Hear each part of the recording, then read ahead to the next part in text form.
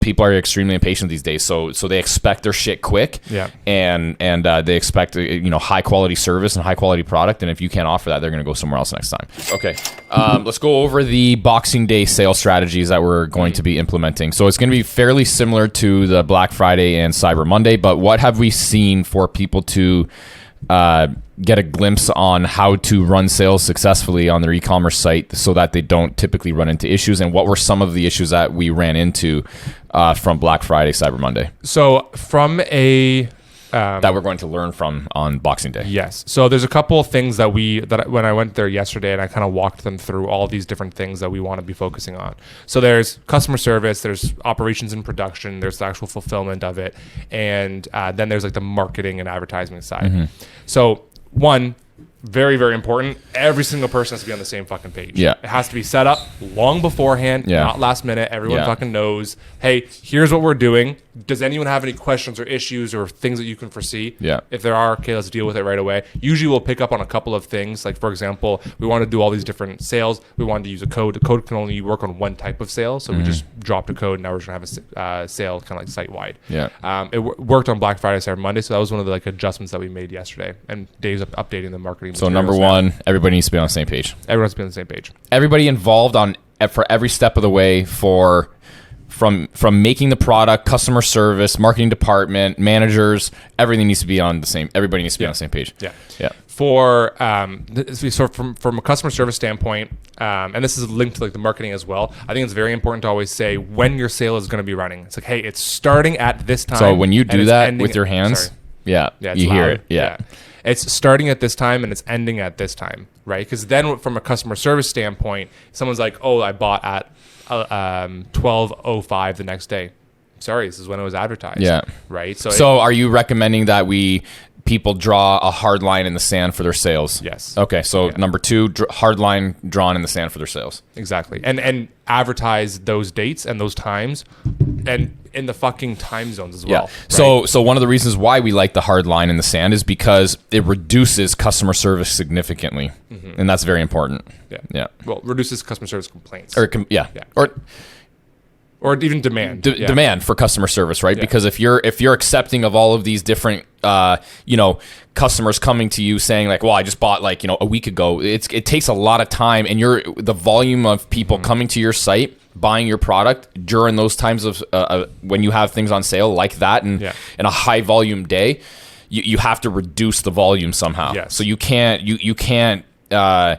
you have to have that hard line in the sand. And a lot of things in customer service are gray areas, and you want to try to reduce the amount of gray area things as much as you possibly can. Yeah.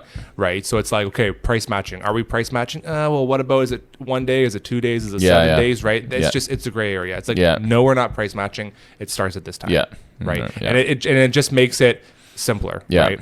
So then the third thing is in terms of like production, being prepared months ahead of time in terms of having sufficient raw materials, sufficient, like for our case, bags and packaging and boxes and fucking tape and all the materials that are required, letting the warehouse know, because from the warehouse's perspective, when they're just going every single day, every day might feel the same for them, right? In terms of like the amount of volume, like letting them know like, hey, listen, we're averaging this many orders a day in the rest of the year. This week, we're expecting this many orders, and then try to implement some sort of incentive to have them like try to like work faster and kind of keep up with that demand. Maybe it's, for example, you're implementing some sort of like overtime hours where they can get an overtime pay, or maybe you're bringing in coffee and donuts for them or something. There's something going on that entices them to kind of like keep up with the demand that's going on. And we've seen it last year where we, instead of having the stock, we ran products out of sale, and we were going to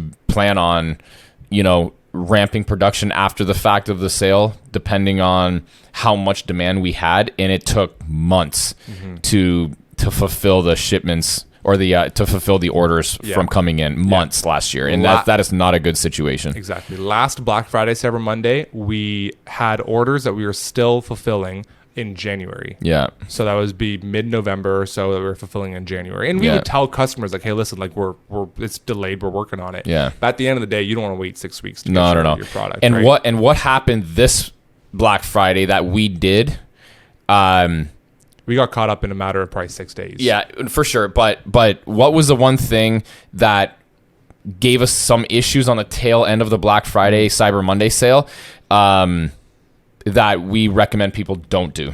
Yeah, so we ended up adjusting the sale on the very last day. Yeah. We noticed, for example, that we had 4 days of sale, and we noticed the 4th day was starting to slow down. And we still had lots of stock that we ended up making that we wanted to take advantage of people during this kind of buying And this period. was specifically on Cyber Monday. This was on Cyber Monday, yeah. And so what we did is that the 2 or 3 products or whatever it was, maybe there was a series of them, that we had a lot of stock of that we wanted to make sure that we sold out of, because then it would have been overstock moving forward. Mm-hmm. We increased the amount of sale on that day. We sent out a new email blast to everyone saying, hey, here's a new sale. And we tried being proactive and letting customer service know and everything. But then everyone that was buying on Saturday and Sunday were like, hey, I bought Saturday, Sunday. I now want the Monday sale. Yeah, and we got inundated.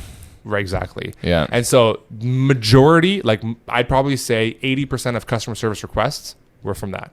Interesting. And it was like a ton of them, wasn't it? Like maybe close to 1,000. Really? Yeah. So you see, we would recommend, if you're going to do something like this, like you maintain the sale throughout, or again, draw that hard line in the sand. Which at that point on Cyber Monday, we allowed it to happen, didn't we? So this is a prime example of when you don't have that hard line in the sand, you get all of these. You get inundated with customer service requests, and it slows everything down. Exactly. And during those times, you have to be quick. And people are extremely impatient these days, so they expect their shit quick. Yeah. And they expect high quality service and high quality product, and if you can't offer that, they're going to go somewhere else next time. So it's super important to be, to maintain that type of that service, throughout the entire sale, so that we don't have, so that we don't have this fuck up. So so moving forward, is there anything else that we should be noted or being noted? So what would have been if we would have had that product not sell out on Cyber Monday, what would have been the strategy to get rid of it, given our overstock of it? I'm assuming it would have hit, say, for example, the overstock sale category.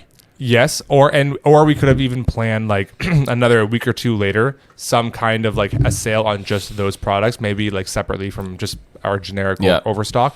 Because our overstock category actually does very well. Yeah. I notice regularly when let's say, for example, what was the thing maybe like a week or two ago? I think it was like a casing product or something like that was like soon to expire, a couple months away. So I was like, okay, get the exact count. I'm going to put that specific SKU in our overstock. And you can move SKUs into overstock.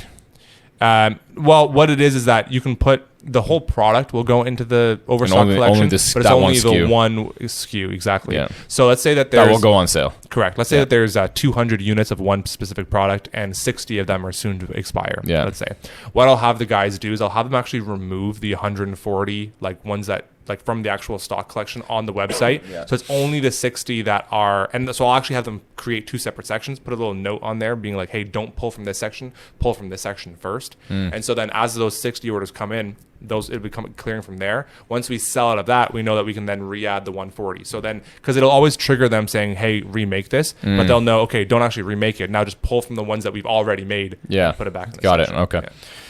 So moving forward, what are we going to be doing for for Boxing Day sale? Yeah, so for Boxing Week sale, 1, it's having everything prepared and everyone be on the same page ahead of time. 2, having the sales like very clear, marketing everything and the dates that they're available. 3, down to the time zone. That's very important. Very important because we have a lot of customers that come from BC. Yeah, across Canada. Yeah. Across Canada, but especially like I'd probably say our 3 kind of hot zones are your Toronto, Montreal, Ottawa, and Vancouver, right? Yeah. And then the next thing is be consistent all the way through the sale, and then trying to say up your warehouse. We even pull staff from our production into our warehouse. We increase overtime hours. We sometimes have them come in on Saturdays to be able to push orders out quickly. Yeah, and that's basically it.